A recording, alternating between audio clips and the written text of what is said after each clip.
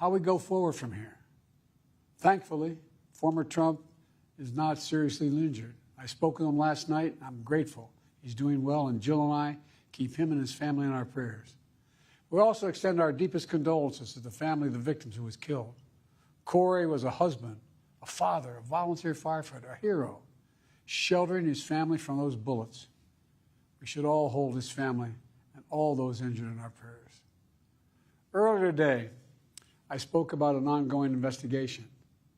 We do not know the motive of the shooter yet. We don't know his opinions or affiliations. We don't know whether he had help or support or if he communicated with anyone else. Law enforcement professionals, as I speak, are investigating those questions. Tonight, I want to speak to what we do know. A former president was shot, an American citizen killed, while simply exercising his freedom to support the candidate of his choosing. We cannot, we must not go down this road in America. We've traveled before throughout our history. Violence has never been the answer, whether it's with members of Congress of both parties being targeted and shot, or a violent mob attacking the Capitol on January 6th, or a brutal attack on the spouse of former Speaker of the House, Nancy Pelosi, or information and intimidation on election officials, or the kidnapping plot against the sitting governor, or an attempted assassination on Donald Trump. There is no place in America for this kind of violence, or for any violence ever. Period. No exceptions. We can't allow this violence to be normalized. You know, the political record in this country has gotten very heated. It's time to cool it down. We all have a responsibility to do that. Yes, we have deeply felt strong disagreements. The stakes in this election are enormously high. I've said it many times that the choice in this election we make in this election is going to shape the future of America and the world for decades to come. I believe that with all my soul. I know that millions of my fellow Americans believe it as well. And some have a different view as to the direction our country should take. Disagreement is inevitable in American democracy. It's part of human nature. But politics must never be a literal battlefield, and God forbid, a killing field. I believe politics ought to be an arena for peaceful debate, to pursue justice, to make decisions guided by the Declaration of Independence and our Constitution. We stand for an America, not of extremism and fury, but of decency and grace. All of us now face the time of testing as the election approaches. And the higher the stakes, the more fervent the passions become. This places an added burden on each of us to ensure that no matter how strong our convictions, we must never descend into violence. The Republican convention will start tomorrow. I have no doubt they'll criticize my record and offer their own vision for this country.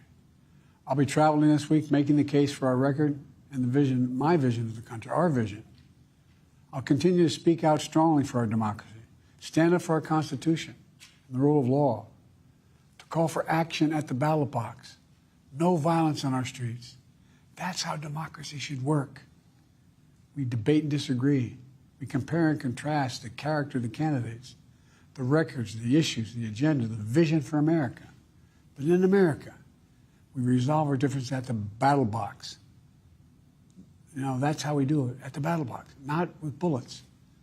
The power to change America should always rest in the hands of the people, not in the hands of a would-be assassin. You know, the path forward through competing visions of the campaign should always be resolved peacefully, not through acts of violence. You know, we're blessed to live in the greatest country on earth, and I believe that with every soul, every power of my being.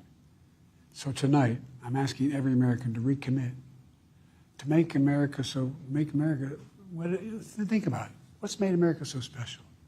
Here in America, everyone must be treated with dignity and respect, and hate must have no safe harbor.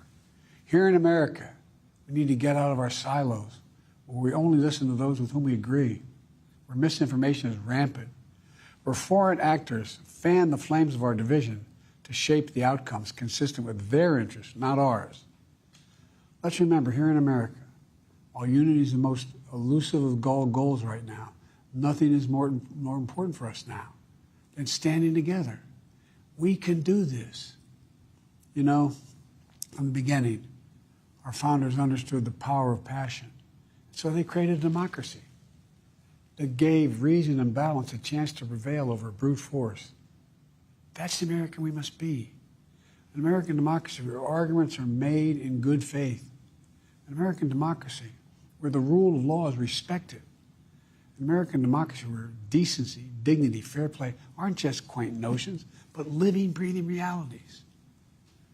We owe that to those who come before us, to those who gave their lives to this country. We owe that to ourselves. We owe it to our children and our grandchildren. Look, let's never lose sight of who we are. Let's remember we are the United States of America.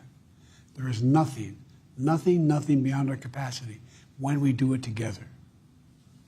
God bless you all, and may God protect our troops.